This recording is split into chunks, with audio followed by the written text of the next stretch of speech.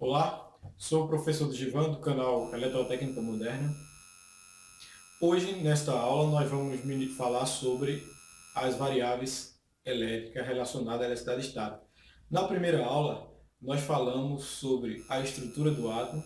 A primeira aula está disponível no YouTube, o vídeo está à disponibilidade. Quem quiser pode dar uma olhada na primeira aula. Nós falamos a estrutura básica do átomo, as suas relações com a eletricidade. Falamos também da retirada de elétron de um átomo e a provocação de diferença de potencial. Quando a gente retira elétron de um átomo, a gente faz com que ele fique positivamente carregado. Esses elétrons sendo transferidos para outros átomos, para outra área, ele vai proporcionar uma quantidade de elétron maior em outra área, então você vai ter um potencial negativo em outra área. Esses dois potenciais vai gerar um campo elétrico, ou seja, uma relação de potência entre os dois pontos desequilibrados. Você vai ter uma diferença de potencial que a gente chama de DDP, diferença de potencial elétrico. Nessa condição, se você tem dois potenciais diferentes de forma estática, ou seja, uma área isolada entre esses dois pontos, você garante que as cargas elétricas elas não se mantêm em movimento. Tem um movimento inicial, esse movimento inicial dá origem a essa diferença de potencial, em seguida se estabiliza o movimento de cargas elétricas e você se mantém com a DDP. Isso a gente chama de eletricidade estática. Todas as variáveis elétricas têm representações matemáticas, têm relações matemáticas e também unidades de medidas que definem ou que quando você calcula, você mensura a quantidade, você precisa representar essas variáveis. Hoje, neste tópico, eu vou falar de algumas variáveis que estão relacionadas à eletricidade estática. Vou também citar alguns exemplos relacionados a uma condição prática, uma situação real em que você pode fazer uma relação com essas variáveis, as suas relações práticas, na verdade. Então, aqui nós temos a letra E, e no caso o E está representando a diferença de potencial quando eu faço uma relação da força com a carga elétrica, ou seja, com a quantidade de carga elétrica. Para mim calcular a diferença de potencial E, eu vou dividir a força em Newton que vai aparecer no campo, ou seja, a força que esse campo pode proporcionar, dividido pela quantidade de cargas elétricas presente ali entre os dois corpos. Ou seja, na verdade você vai dividir e a razão, você calcular a razão entre os dois corpos, a quantidade de cargas elétricas entre os dois corpos. Essa relação vai nos dar o resultado em DDP, em tensão elétrica. A força aqui representada, a gente usa a unidade de medida para força Newton. E a carga elétrica, a gente usa a unidade de medida Coulomb. Coulomb vai representar quantidade de cargas elétricas, ou seja, o físico Coulomb foi o físico que estudou os fenômenos relacionados à eletricidade estática e ele criou, a partir dele deu origem à lei que se chama Lei de Coulomb, que foi nomeada com o seu nome, Lei de Coulomb. Você pode dar uma olhada, dar uma pesquisada, estudar mais detalhadamente a Lei de Coulomb. Mas aqui a gente vai utilizar a unidade de medida para cargas elétricas, o Coulomb. Ok? Já essa relação aqui, eu vou ter o resultado de E, mas aqui eu vou mudar. Ou seja, eu vou dividir a diferença de potencial U pela distância entre os corpos. Tem diferença potencial entre dois corpos, então aqui eu vou considerar a distância. Essa distância vai me resultar o resultado também em E. diferença de potencial. U também é a diferença de potencial. Mas quem é a diferença de potencial U? A diferença de potencial U é a DDP entre os dois pontos sem considerar outra variável. Ou seja, é a DDP onde o zero é referência. Vou dar um exemplo prático e você vai entender posteriormente. Então, quando eu relaciono U com L, que L aqui representa a distância, essa distância é medida em metros, ou seja, em centímetros ou metros, ao quadrado. É a área ao quadrado. Então, eu vou fazer essa divisão e vou ter o resultado também em E, que é a força, a diferença de potencial proporcionada pelo campo. Então, facilmente, a gente pode entender o seguinte, que se eu mudar a quantidade de cargas elétricas, eu vou impactar diretamente na diferença de potencial. Se eu mudar a força, ou seja, se a força aqui for diferente, mudar, eu também vou impactar na diferença de potencial. Aqui é a diferença de potencial entre os corpos, no ponto de origem, ou seja, lá no ponto, o ponto onde zero é a referência. Se eu mudo, então eu vou impactar na diferença de potencial E. L, que é a distância, também. Se eu mudar L, eu vou influenciar também na diferença de potencial E. A diferença de potencial, que é diferença de potencial elétrico aqui, no caso a gente está falando de eletricidade estática, para a gente representar a quantidade, nós utilizamos a unidade de medida volts. Então, se eu for qualificar uma quantidade de diferença de potencial, uma tensão elétrica, no caso aqui, uma eletrostática, no caso a gente está falando, então eu vou me referir a essa unidade como volts, ou seja, minha diferença de potencial é 10 volts, é 30 volts, é 220 volts. Então eu vou representar a quantidade utilizando a unidade de medida volts, que também foi uma unidade de medida criada em homenagem ao físico que estudou diferença de potencial. Isso é sabido por todos. Uma coisa importante que a gente aprender a fazer essas relações, porque no momento em que a gente visualizar para dar diagnóstico em uma determinada situação relacionada à eletricidade estática, é justamente essas relações que vai fazer a gente entender o porquê do fenômeno ter acontecido daquela determinada maneira. O dispositivo responsável, ou que eu posso dizer assim, o dispositivo que representa muito bem a eletricidade estática, é uma colocação prática que eu vou fazer agora, é o capacitor. Capacitor também conhecido como condensador. O que é um capacitor? É um dispositivo criado, feito para acumular cargas elétricas. Ele é aplicado em circuitos elétrico e eletrônico para uma infinidade de coisas. E para que serve? Ele acumula carga elétrica, você vai ter uma DDP acumulado ali. Quando ele está exposto à fonte, ou seja, a fonte do circuito, a fonte que está provendo a tensão do circuito, ele se mantém carregado. Quando a fonte não está presente mais no circuito, então esse capacitor ele vai descarregar, vai promover uma descarga elétrica no circuito para alguma finalidade. Vai depender da aplicação, de qual finalidade ele foi colocado no circuito. Mas no momento, o que eu quero chamar a atenção é em relação ao seguinte: que unidade de medida, qual critério a gente utiliza para identificar o capacitor e as suas limitações, as suas características. O capacitor, quando a gente fala capacitor, aí a gente lembra do termo capacitância.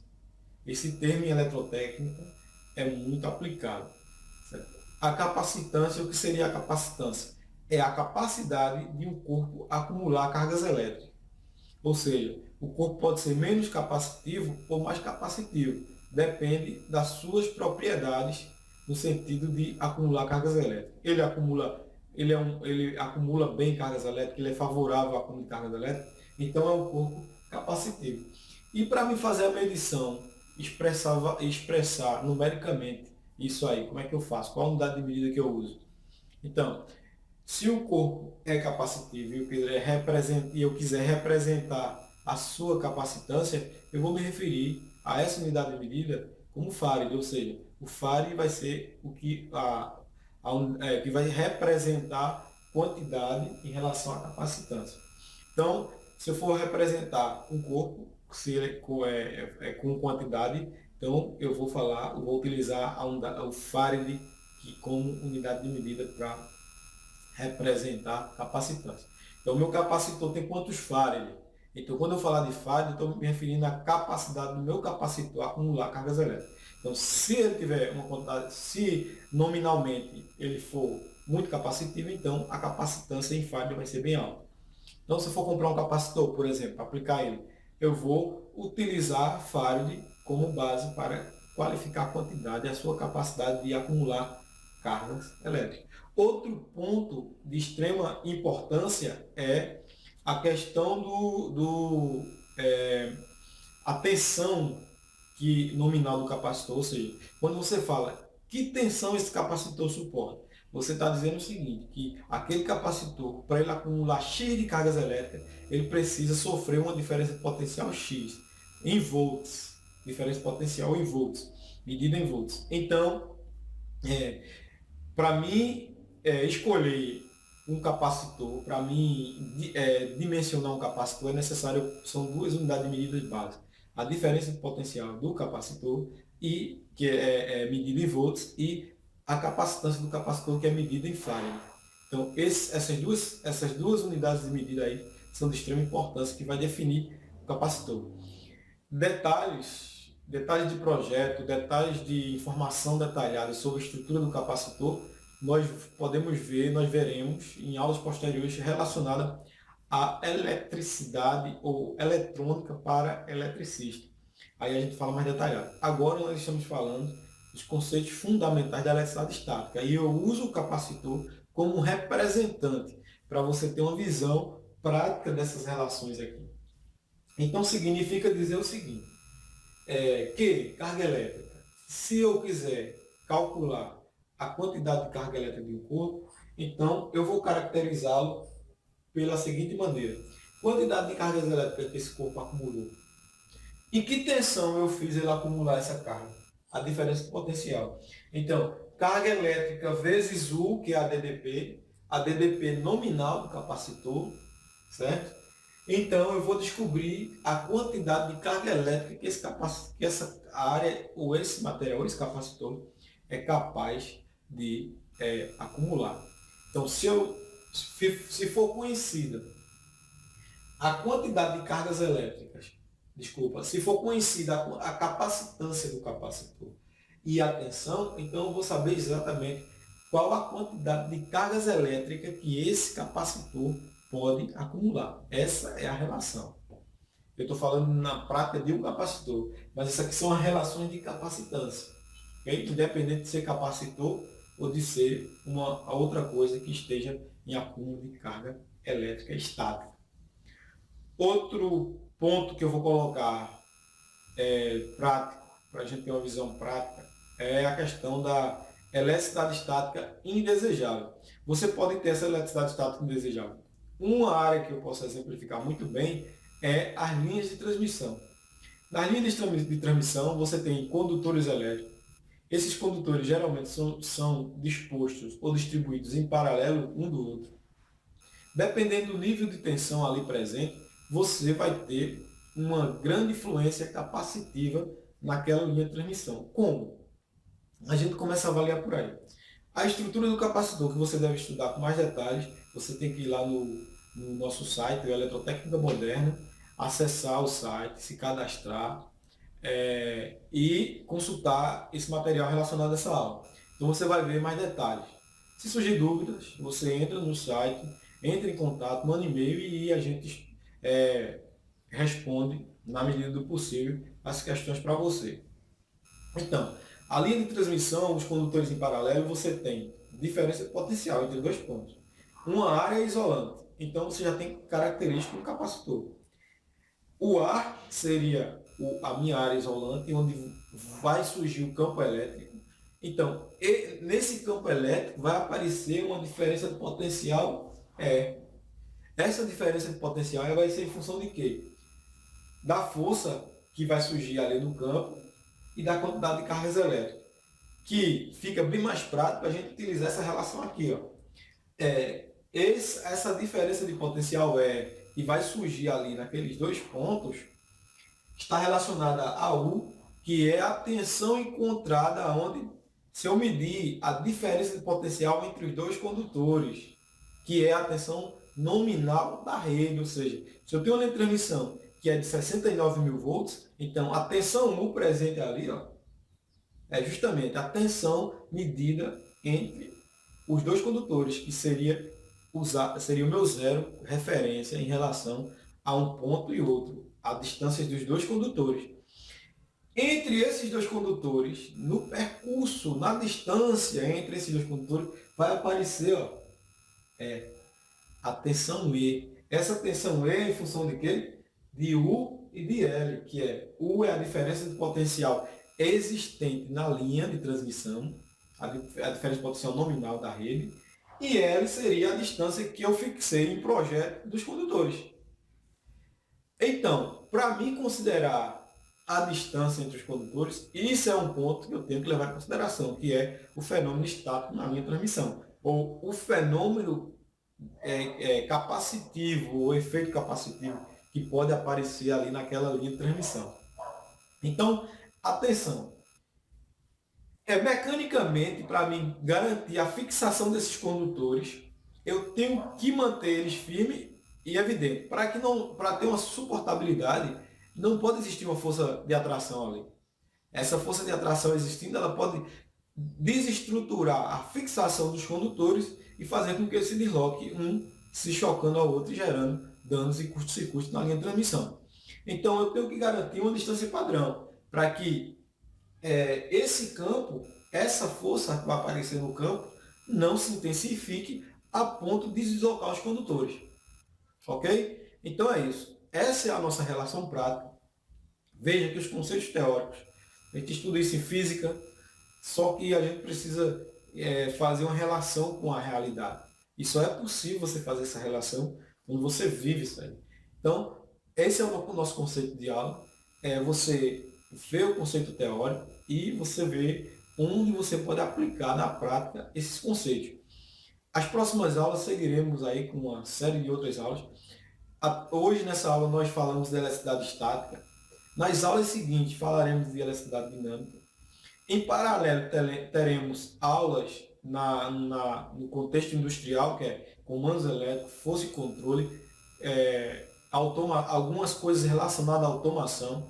Na área de projeto, nós teremos indicação de como você projetar uma instalação predial, como iniciar um projeto, como criar um RT se você for técnico ou eletrotécnico, se você for iniciante, como você iniciar.